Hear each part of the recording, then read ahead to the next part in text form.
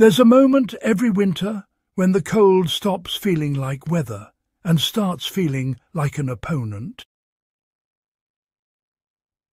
Soldiers felt it, civilians felt it, and farmers, who were desperately trying to keep their livestock alive under blackout conditions, rationing and brutal shortages, felt it most of all.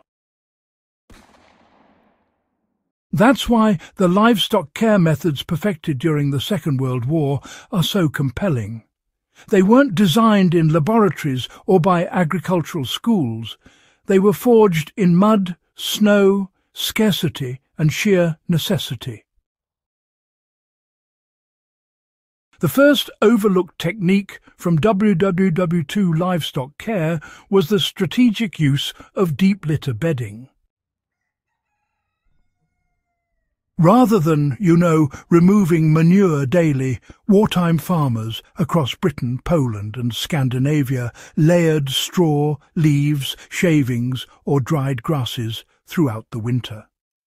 Over time, the packed layers began to compost, generating a surprising amount of natural heat, enough in some barns to raise temperatures by several degrees without electricity or fuel. This method kept hooves dry, reduced disease, and, cut labour time when manpower was scarce. Modern homesteaders use the same technique in winter chicken coops and goat barns, and you can replicate it by adding clean bedding weekly and turning the lower layers only in spring when you compost the entire pack for garden use.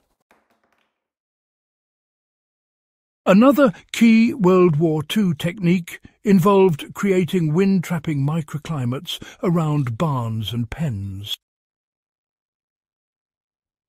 Fuel shortages meant no electric heaters and no pushing warm air around. So farmers built makeshift windbreaks using everything from stacked firewood to abandoned corrugated metal to woven brush fences. These barriers forced winter winds upward and reduced direct exposure around feeding areas and shelter entrances. In Eastern Europe, even a single row of tightly packed hay bales cut wind chill dramatically. Today, the same principle applies. If you place pallets, fences or living shrubs on a farm's windward side, you reduce energy loss inside structures and help livestock maintain body heat more efficiently. Wartime farmers also perfected the art of ration-stretching winter feed blocks. With grain requisitioned for armies, farmers in Germany, France and the Soviet Union mixed straw, beet pulp, root scraps and small amounts of grain into dense blocks dried by cold air. These hardened rations slowed down feeding, kept animals chewing longer, and prevented digestive problems caused by rapid consumption. The blocks also kept feed off the snow and ice.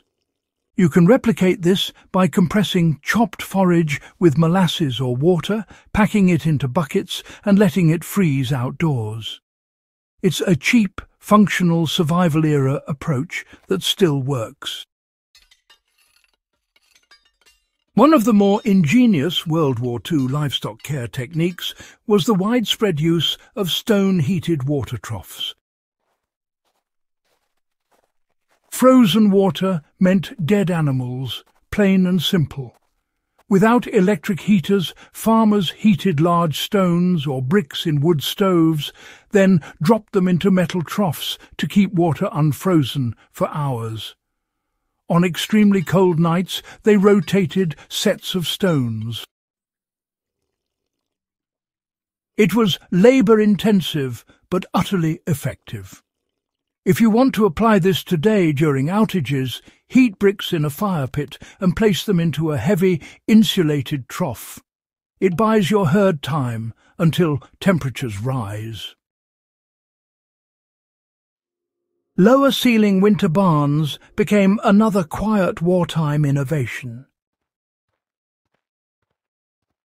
To conserve warmth, farmers blocked off upper rafters with tarps, planks or, salvage canvas from military supplies. By reducing vertical airspace, livestock heat was trapped closer to the ground.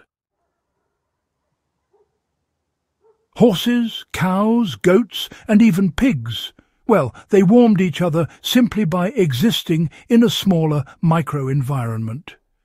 Many survivalists today actually copy this approach by creating what they call barns within barns during the coldest months. A critical but often forgotten World War II winter technique was feeding timing based on temperature shifts. Farmers, paid close attention to the warmest and coldest hours of the day, not the clock. Feeding heavy rations during the coldest periods allowed animals to generate metabolic heat when they needed it most. Lighter feedings happened around midday when sunlight provided natural relief. You can apply this on any homestead by observing patterns across several days and, adjusting feeding times to align with temperature swings rather than sticking to a rigid schedule. Another wartime method that proved honestly shockingly effective was the use of fermented feeds. Silage wasn't new. But the shortages during the Second World War really made its value undeniable. Fermented forage provided higher nutritional density per volume and was, honestly, just easier for stressed animals to digest during those freezing conditions. Even small farms dug crude pits lined with boards or thatch to ferment grass clover or even cabbage leaves. These days, even a small plastic barrel with a tight lid can produce quality silage for goats, sheep or cattle through the winter. Farmers during the Second World War also implemented rotational warm shelters, a method that's often overlooked, really. Instead of crowding all animals into one space and, increasing disease risks, farmers rotated groups between warmer and colder stalls, letting bedding dry and giving weakened animals priority access. This system, used in Soviet and Finnish rural zones, kept herds balanced and reduced losses. Modern small-scale farmers can do the same by rotating chickens between insulated coops, or by letting goats alternate pens so no single shelter becomes damp and unhealthy. The final powerful technique was the use of emergency root cellars for livestock feed and medicine. Civilians hid root vegetables, dried herbs and emergency minerals underground to protect them from freezing and theft during occupation.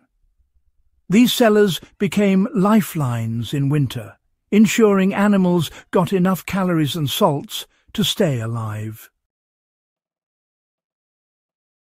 Even today, a simple dug-in barrel or insulated wooden box can serve as an off-grid feed cache during storms or blackouts.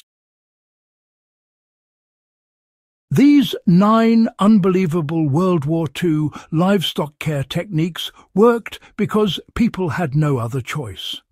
They relied on natural heat, smart timing, microclimates, improvisation, fermentation and resourcefulness that survivalists and serious historians can both appreciate and, replicate.